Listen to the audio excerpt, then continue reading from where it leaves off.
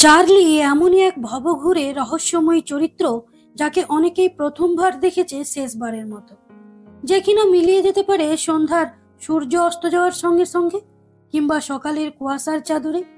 যেন একদম হাওয়ার মতো, ধরা ছোঁয়ার বাইরে, ধরতে চাইলেই ফাঁকি দিয়ে পালিয়ে যাবে।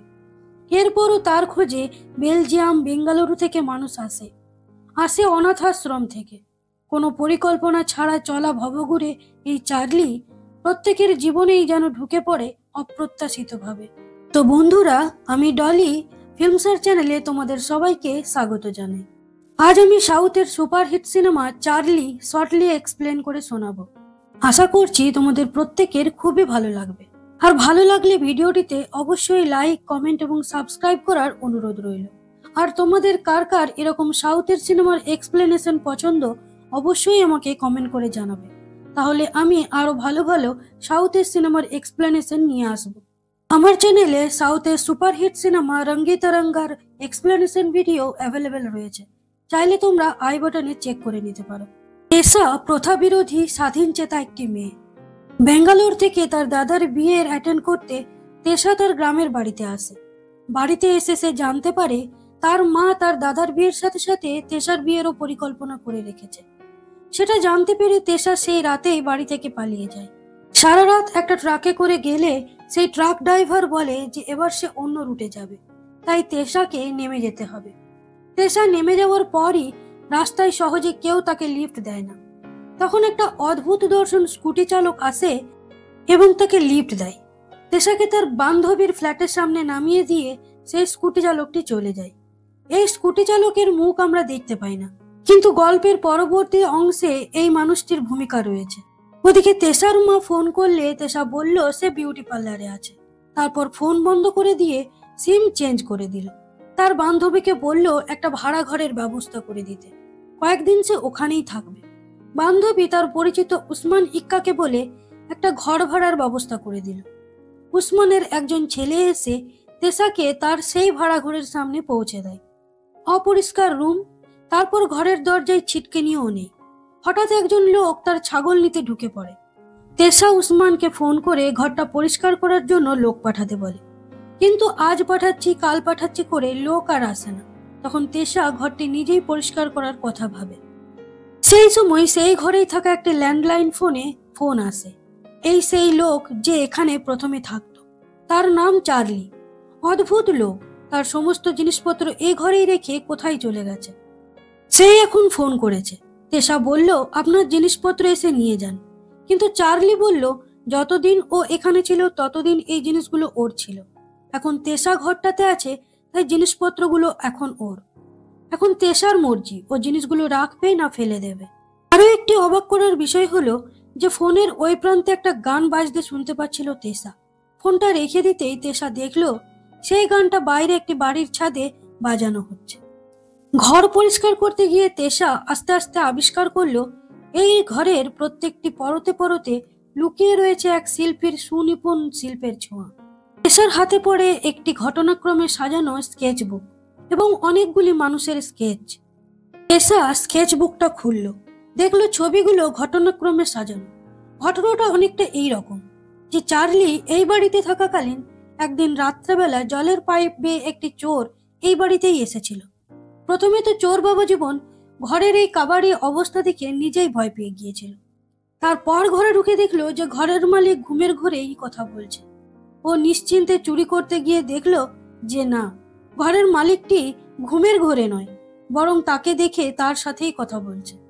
এবং এক সময় সেই চোরকে ধরে ফেলে হাসতে হাসতে সে বলল রান্নাঘরের থেকে খাবার নিয়ে আসতে। তারপর দুজনের খাবার শেষ হলে চার্লি লোকটিকে বলল যে আমি তোমার সাথে আজ চুরি করতে যাব। এরপর একটি সাইকেলে করে একটি বিরাট বড় বাড়ির সামনে এসে দাঁড়ালো তারা। তারপর দুজনেই সেই বাড়ির টালির ছাদে উঠে পড়ল। এই টালি সরিয়েই তারা নিচে নামবে। চোরটি একটি টালি সরাতেই তার চক্ষু ছানা বড়া। আবার টালি ঢাকা দিয়ে সে বলল এখানে চুরি করাটা ঠিক হবে না, অন্য কোনো ঘরে যাই। চার্লি বলল কই দেখি তো কি হয়েছে। তারপর দুজনেই তাকিয়ে নিচে যা দেখলো তারা দুজনেই তাতে অবাক হয়ে গেল। এখন সেখানে কি দেখলো ওরা, সেটাই হচ্ছে আসল কথা। কৌতূহল বনিয়ে রেখে এখানে স্কেচটা শেষ করে দিয়েছে। খাতার বাকি পেজগুলো ফাঁকা। এ তো মহা মুশকিল। তেষা সারা ঘর ভালো করে খুঁজলেও কোথাও আর কোনো স্কেচ পেল না। কেননা ওরা নিচে কি দেখলো সেটা তো তাকে জানতেই হবে। তাই সারাদিন ধরে খুঁজতে খুঁজতে রাত হয়ে গেল। খাওয়া দাওয়া শেষে ঘুমোতে যাবে সেই সময় তেষা চার্লির একটি ফটো পেল। পরদিন এই ঘরটা আবার পরিষ্কার করতে গিয়ে ঘরের প্রত্যেকটি জিনিসকে বেশ ইন্টারেস্টিং লাগলো তেষার। যেগুলো সে ফেলে দেবে ঠিক করেছিল সেগুলোই এখন পরিষ্কার পরিচ্ছন্ন করে রাখতে শুরু করলো। ঠিক সেই সময় তার সেই বান্ধবীটি ঘরে এলো এবং তেষা তাকে সেই গল্পটা বলল। এর শেষ না জানা পর্যন্ত আমার নিশ্চিন্তি নেই। বন্ধুটি চলে যাওয়ার সময় ফেরিঘাটে স্কেচের আঁকা সেই চোরটিকে পুলিশের তাড়া খেতে দেখলো তেষা। তার সাথে কথা বলার আগেই সেই চোরটি পালিয়ে গেল। এবার তেষা চার্লির সেই ফটোটা নিয়ে গেল উসমানের পাঠানো সেই লোকটির কাছে। ছেলেটি বলল, এই এক আশ্চর্য লোক। আর তার থেকেও আশ্চর্য ছিল তার স্কুটারটি। এবার বাকি স্কেচগুলো দেখিয়ে তেষা জিজ্ঞেস করলো এর মধ্যে কাউকে চেনে কিনা। দুজনকে চিনতে পারলো লোকটি। তারপর উসমানের ঘরে তেষাকে নামিয়ে দিয়ে বাইক নিয়ে চলে গেল লোকটি। উসমানকে স্কেচের গল্পের ব্যাপারে জিজ্ঞেস করলে সে বলল, ওই গল্পের ব্যাপারে জেনে লাভ নেই। এই সেদিন আমার বাড়িতে এসে এই দেওয়ালে ড্রয়িংটা করে গেছে। এখন এর মানে কি আমি খুঁজতে বসবো? তেষা অবাক হয়ে দেখলো যে দেওয়ালে কি অপূর্ব ড্রয়িং করেছে লোকটা। তেষা উসমানকে জিজ্ঞেস করলো, চার্লি এখন কোথায় সে কি জানে? উসমান বলল, সেটা কেউ বলতে পারবে না। ও কখন আসে কখন যায় একমাত্র ও নিজেই ভালোভাবে জানে। ও হাওয়ার মতো, এখনই এখানে তো এখনই ওখানে উড়ে বেড়ায়। কোনো ফোন নাম্বার নেই, কোনো আতা পাতা নেই। তবে হ্যাঁ, চার্লি এখানে এলে সবচেয়ে প্রথমে ডেভিডের কাছে যাবেই, তারপর অন্য কোথাও যাবে। দিন প্রতিদিন এই চার্লিকে দেখার এবং ওকে জানার ইচ্ছেটা বেড়েই চলছিল তেষার। সেদিন তেষা ডেভিডের সাথে দেখা করতে গেল আর দেখলো নানান স্কেচে ভর্তি সেই স্কুটারটা। ডেভিড তেষাকে একটা খবরের কাগজ দেখালো। সেখানে চার্লির একটি ছবি দিয়ে তার মৃত্যু সংবাদ ছাপানো ছিল। তেষার মনটা খুব খারাপ হয়ে গেল। ভাবলো সত্যি চার্লি হয়তো মারা গেছে। কিন্তু তাকে অবাক করে দিয়ে ডেভিড বলল, ছেলেটা একটা বদ্ধ পাগল। না হলে কাউকে সারপ্রাইজ গিফট করার জন্য নিজের মৃত্যু সংবাদ ছাপায়। সেদিন ডেভিডের জন্মদিনে সারপ্রাইজ গিফট হিসেবে সে মৃত্যু সংবাদ ছাপিয়েছিল পেপারে। তাই প্রচন্ড মারও খেয়েছিল ডেভিডের কাছে, কারণ এরা প্রত্যেকেই খুব ভালোবাসে চার্লিকে। এই চার্লিকে কেউ ভালো না বেসে থাকতেই পারে না। আর চার্লির এটা করার উদ্দেশ্য ছিল যে তার মৃত্যুর পর সবাই তাকে কেমন মিস করে। ডেভিড তেষাকে বলল, চার্লিকে খুঁজতে দেশ বিদেশ থেকে অনেক লোক আসে আমার কাছে, কিন্তু এই প্রথম কোনো মেয়ে ওর খোঁজে এলো। এরপর তেষা তার গাইডকে নিয়ে মাতাই নামের একটি লোকের কাছে যায়, যার স্কেচ তেষা তার ঘর থেকে পেয়েছিল। লোকটি একটি পাক্কা জুয়ারি। তেষা তার স্কেচ দেখালে প্রথমে মাতাই অস্বীকার করলো। তারপর তেষা অনেক রিকোয়েস্ট করলে মাতাই চার্লি সম্পর্কে বলতে রাজি হলো। মাতাই বলল যে তার চার্লির সাথে একবারই দেখা হয়েছিল, সেই প্রথম এবং সেই শেষ। সেই রাতে জুয়া খেলে বাড়ি ফেরার সময় চার্লির সাথে তার রাস্তায় দেখা হয়েছিল। এরপর মাতাই বাড়ি ফিরে দেখে চার্লি ওর বাড়িতেই বসে রয়েছে। মাতাইয়ের অসুস্থ মেয়ে এবং স্ত্রীকে ম্যাজিক দেখিয়ে অনেক আনন্দ দিচ্ছে। সেটা দেখে মাতাইয়ের খুবই ভালো লেগেছিল। এরপর চার্লি মাতাইকে নিয়ে গাড়ি করে সমুদ্রের দিকে যায়। সেই গাড়িতে একটি মহিলাও বসেছিল। মাতাই প্রথমে ওই মহিলাটিকে নিয়ে যেতে আপত্তি করে। সে ভেবেছিল চার্লি ওই মেয়েটিকে নিয়ে ফুর্তি করবে বলে এখানে নিয়ে এসেছে। কিন্তু চার্লি ওর ভুল ভাঙিয়ে দিয়ে বলল যে ও ওই মহিলার ইচ্ছে পূরণ করার জন্যই ওকে এখানে এনেছে। মহিলাটির নাম মারিয়াম। মারিয়ামের খুব ইচ্ছে যে ও মাঝ সমুদ্রে একটা জলপরী দেখবে। চার্লির এই কথা শুনে মাতাইয়ের আরো ভালো লাগলো চার্লিকে, এবং তারা একটা সুন্দর আলোয় সাজানো বোট নিয়ে সমুদ্রে গেল। মারিয়াম একটু ড্রিঙ্ক করার পর আরো একটি অদ্ভুত সাজানো নৌকোকে দেখে জলপরী ভেবে বিশাল খুশি হলো। সেদিন মারিয়ামের বার্থডেও ছিল। চার্লি ওর জন্য একটা ফিশ ফ্রাই করে কেকের বদলে সেটাই কাটতে বলল।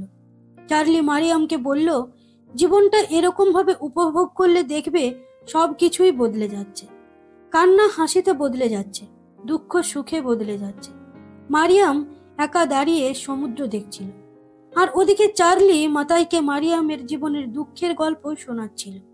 চার্লি বলল, বিয়ের পর থেকেই মারিয়ামের স্বামী তাকে দিয়ে দেহ ব্যবসা করাতো। বহু বছর এই কাজের সঙ্গে যুক্ত থাকার কারণে আজ সে এইডস রোগে আক্রান্ত। আর বেশি দিন মারিয়াম বাঁচবে না।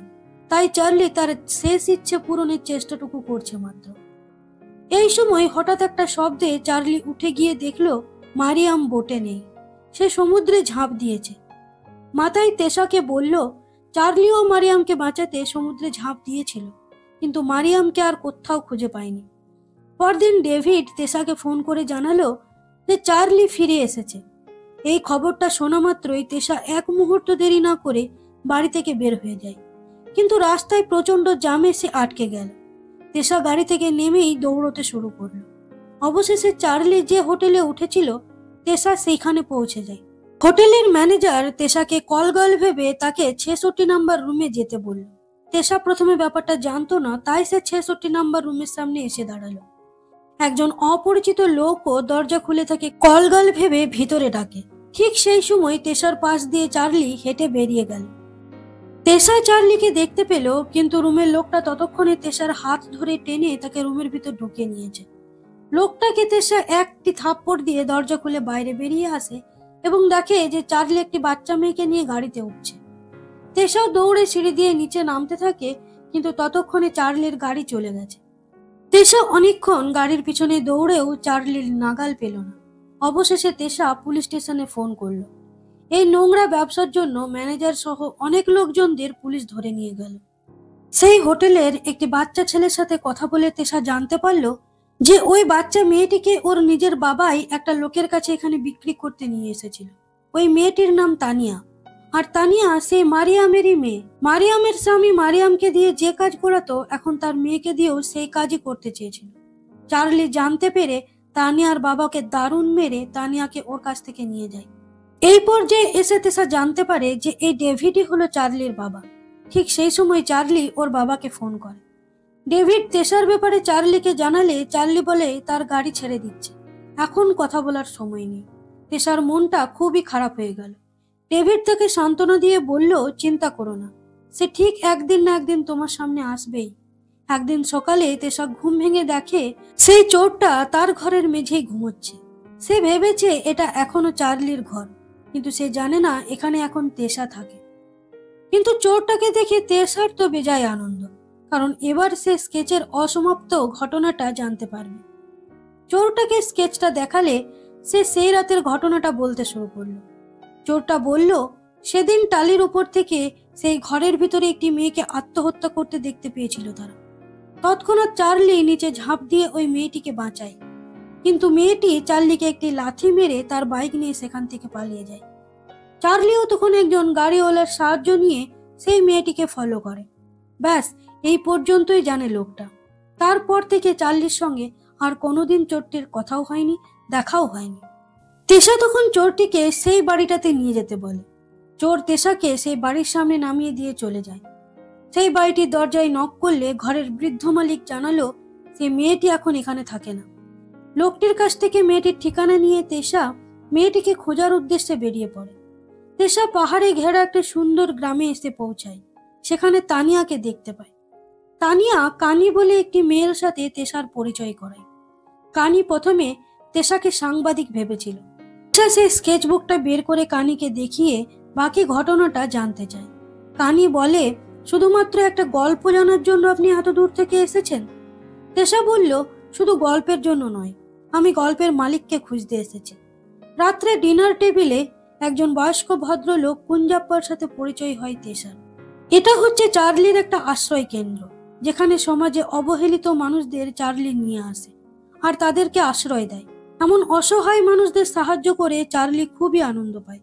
খাবার টেবিলে সবাই কুঞ্জাপ্পার সাথে অনেক মজা করছিল। তিনি হলেন একজন প্রাক্তন আর্মি অফিসার।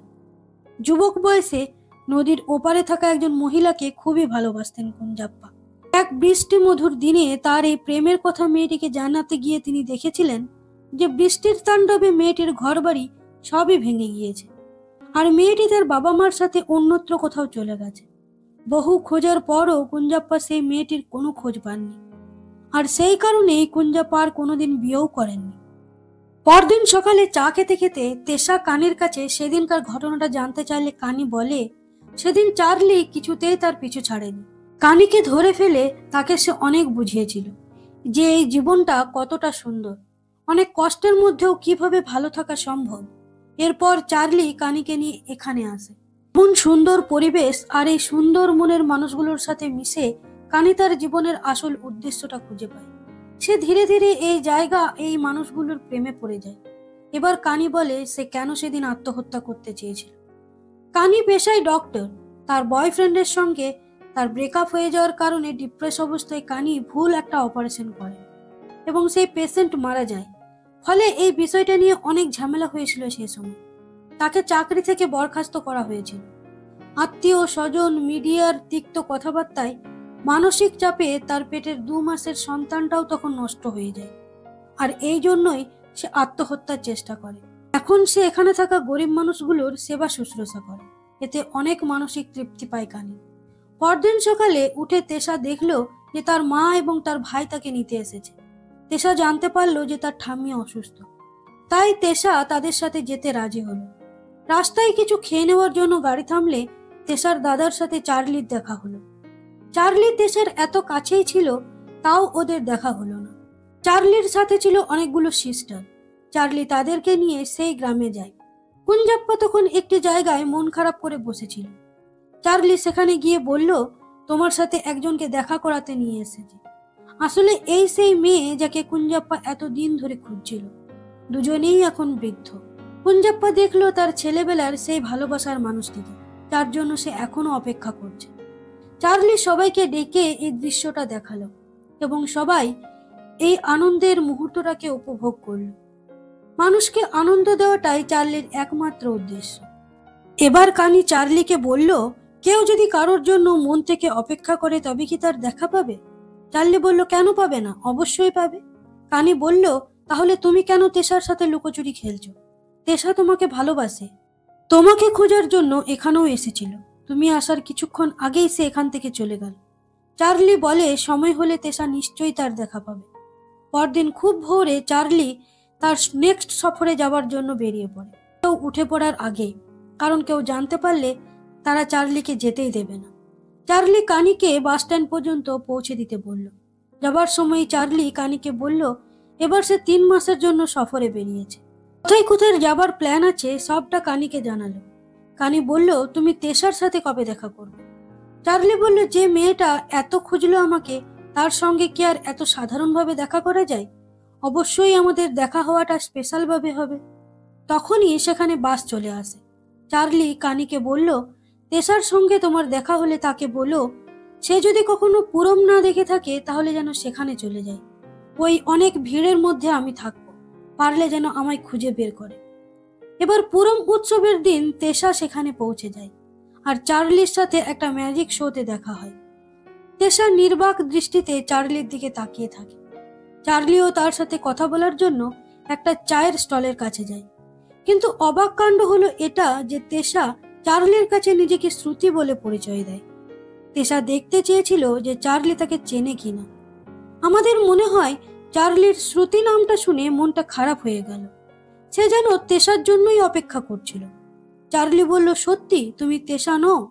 তেশা বলল, না তো, আমি তেশা বলে কাউকে চিনি না। তখন চার্লি বলল, ঠিক আছে, আবার কখন তোমার সাথে দেখা হবে না হবে, চলো আমরা একটা ফটো তুলি। চার্লি একটা ফটো তুললো আর ছবিটা তেশার হাতে দিয়ে সেখান থেকে চলে গেল। তেশা ছবিটা দেখে চমকে গেল, কারণ ছবিটা আজকের নয়, ছবিটা সেদিনের, যেদিন প্রথম সেই স্কুটি চালকের পিছনে সে লিফট নিয়েছিল। সেই স্কুটি চালক আর কেউ নয়, চার্লি ছিল। তেশা আবার হন্যে হয়ে এই ভিড়ের মধ্যে চার্লিকে খুঁজতে থাকলো। তখন তেশা দেখলো যে চার্লি তার সামনেই দাঁড়িয়ে রয়েছে। চার্লি বলল, শ্রুতি, এই উৎসবটা কেমন লাগছে তোমার? তখন তেশা চিৎকার করে বলল, আমি তেশা। এবার চার্লি আর তেশা একসাথে তাদের ভবঘুরে ভ্রমণের উদ্দেশ্যে বেরিয়ে পড়ল। আমরা দেখে বুঝতে পারি যে ওরা এখন একে অন্যের প্রেমে মগ্ন।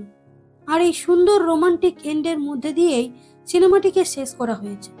আমার ভিডিও এক্সপ্লেনেশন ভালো লাগলে অবশ্যই কমেন্ট করে জানাবে। আজ এই পর্যন্তই। সবাই ভালো থাকবে, সুস্থ থাকবে। ধন্যবাদ।